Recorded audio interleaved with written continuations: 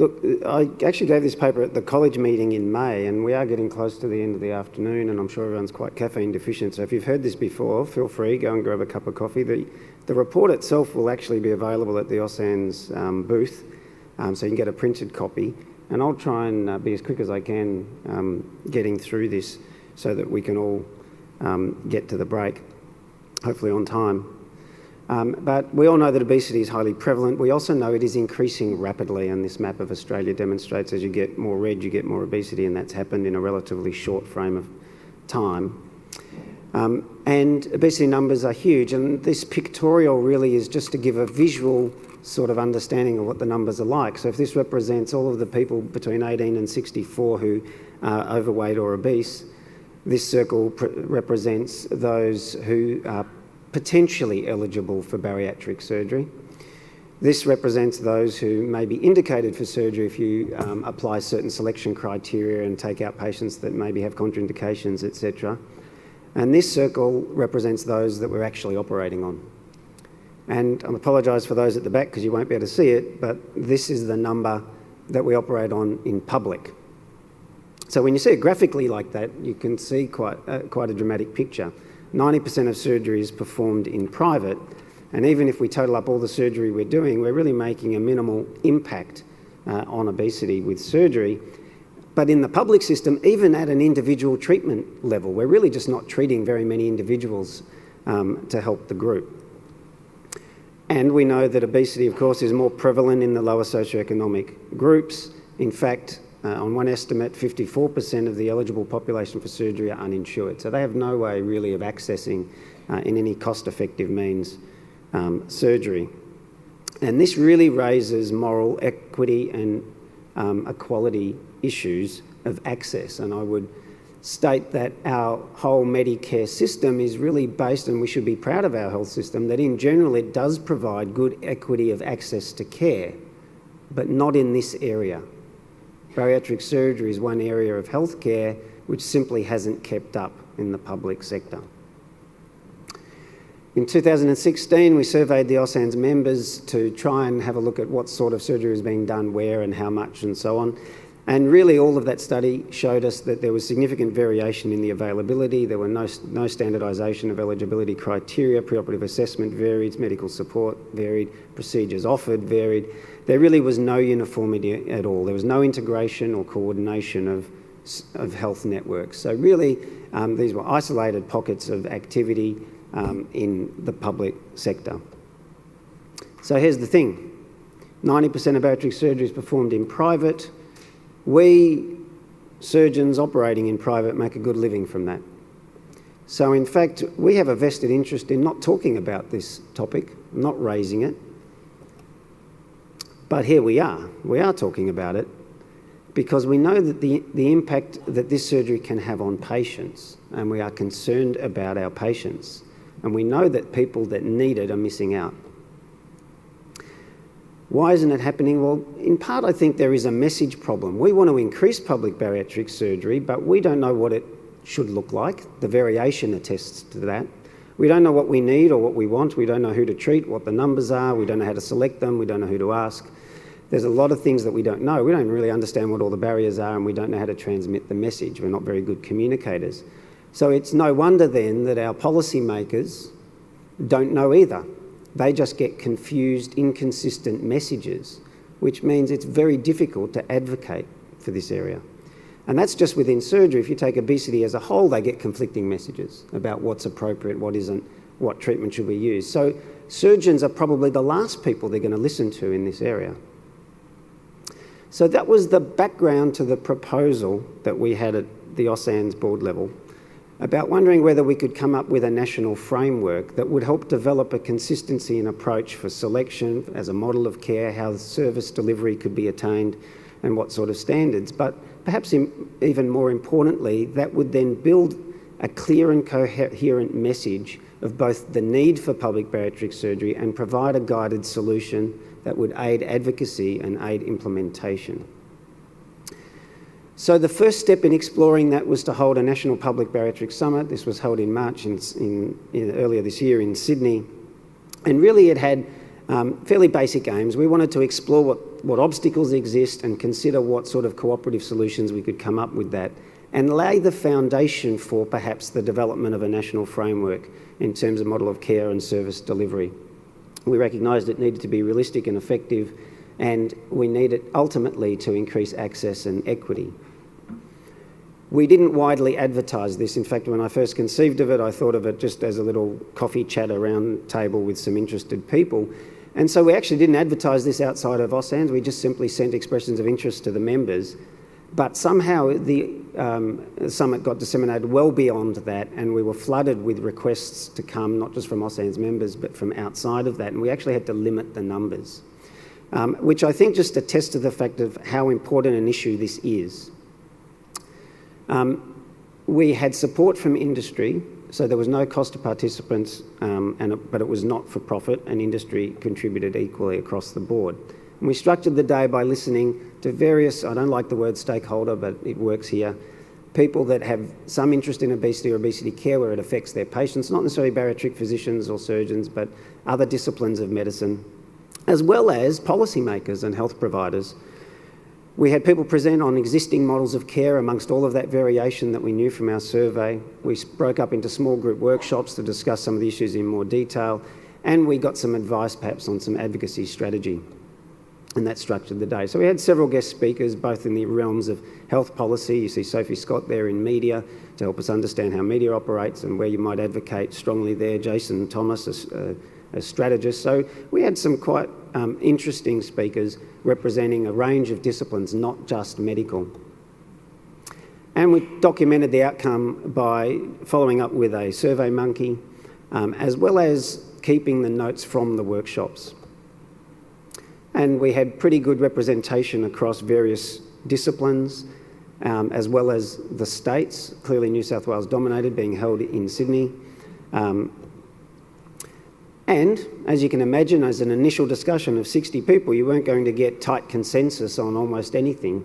But we did get broad consensus on the following. The first is that it was clear in the room that everyone agreed that bariatric surgery is considered to be an essential medical service, and it's currently not supplied in any sort of adequate numbers. There's great discrepancy between states, and that this does represent an inequity of access. We explored why it may or may not be important to introduce public bariatric surgery, and the equity issue rated the highest, but also that this was an important medical intervention that we know works, that is the most effective treatment for obesity and obesity-related disease.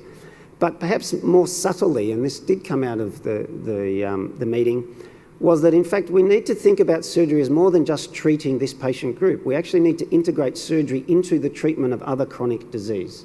It's a subtle difference in terms of understanding the setting up of a new surgical service for the express service of treating this new sort of disease, compared to understanding that we're already treating these chronic diseases, but what's missing is a surgical element to the treatment of those diseases.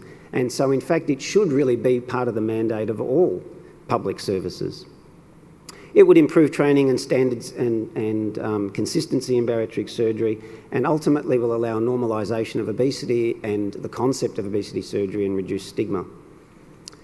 And so the first part of our, if you like, consensus statement was that any national framework has to make clear statements on the need, the purpose and the benefits of public bariatric surgery, providing clarity around patient selection for the greatest benefit, and align them to hospital mission statements of the best health care, and point out that best health care is deficient in many areas of our chronic disease unless surgery is also provided.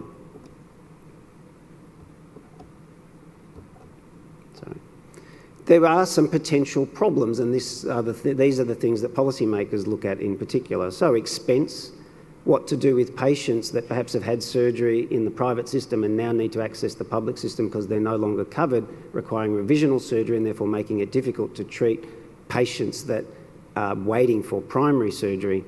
The inability to meet the demand, it's a very prevalent disease, and therefore waiting list blowouts, and what that might do to other services within the hospital. So any framework has to legitimately address these concerns. Policymakers are not going to take seriously any framework that doesn't address these factors. So amongst the group, the major barriers to implementation were probably quite predictable, but confirmed on our survey, and that is that there is resistance at hospital management level, thoughts about lack of government funding and concerns about waiting list blowout from policy makers. And so these, in advocacy terms, are probably the areas that need to be targeted. There was a variance of opinion on what the correct sort of model of care would look like, but there seemed to be reasonable consensus that a combined medical surgical service was probably the correct model. And I guess that was what Carell was alluding to when talking about the multidisciplinary care of patients, including surgery amongst that paradigm. And so there were areas of much stronger consensus, and one of those was that data was important and that every public service should be contributing to the National Registry, that it does need an integrated healthcare team, that this is a multidisciplinary exercise, but that other specialist teams may not be as important. In other words, the sort of dedicated bariatric anaesthetist, this could be seen potentially as a barrier in terms of changing the way hospitals deliver care and therefore not facilitate the implementation of the service. But the composition of that team was widely variable and clearly needs to be flexible according to local circumstances. And that's an area of further work that needs to be done. In terms of the type of surgery offered, the predominant view was that the capacity to offer all types of surgery, including revisional surgery, is required, but that didn't necessarily mean it all had to be in every service. And so whilst there was variation, the concept of healthcare networks to provide care or service delivery, rather than necessarily every hospital reproducing exactly the same service, is probably on a state level the way to go. I've already highlighted some of the areas of, sorry, this is not forwarding, here we are, the areas where there were fairly strong consensus, but what I want to highlight is that in fact in terms of long-term follow-up, the feeling in the group was perhaps this didn't need to be within the actual treating service, that in fact that's not a sustainable model and that the involvement of primary care is going to be important. What should be standardised in this framework and what should be flexible? Well, these are the three items that seem to come out as a heavy consensus for standardisation. Again, contribution to the registry, collection of good data, because that's going to support advocacy. But if I can say nothing else about the summit, there was very strong consensus that we need very clear, consistent selection criteria for any public service, and that should be part of the national framework. And more than anything, if we can deliver that message to policymakers, we're likely to get more traction. So, in conclusion, is a national framework possible? Well, absolute consensus on every element is unlikely, and that's sort of obvious. But I think an acceptable and practical framework is possible, with standardised elements relating to selection criteria, minimum preoperative assessment, the multidisciplinary nature of care with combined physician and surgical involvement, and importantly, data collection and registry contribution, but flexibility within the model of care as to exactly what the clinic composition might be and what procedure profiles might be offered, and the precise pathway for patients through that care. But it should be delivered as a network of hospitals rather than necessarily reproducing the same service in every hospital. And I'll leave it there. Thank you. Thank you, Ahmad.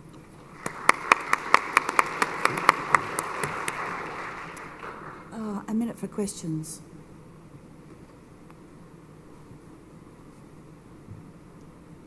Okay.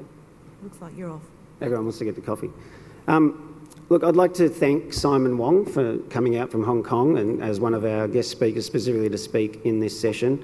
I heard Simon speak at another meeting last year, and it was certainly an eye-opener to me to see what was happening in the Asia-Pacific region, particularly when you consider the numbers, just the sheer volume of disease that is in that region and the very rapid uptake of surgery, as Simon pointed out. Simon made the request or the suggestion that perhaps here in Australia, where we're all neighbours, we can all help each other out, perhaps we've got a role to play in training. But I suspect, Simon, that in future years, there's going to be a very strong role in collaboration in terms of research and outcomes, particularly with respect to metabolic disease, which is just so prevalent in the Asia-Pacific region. So I really thank you for coming along and sharing that with us, because I think that does open our eyes up to the Asia-Pacific region and the important relationship that we need to develop in that regard. So thank you very much, and just a small gift for you.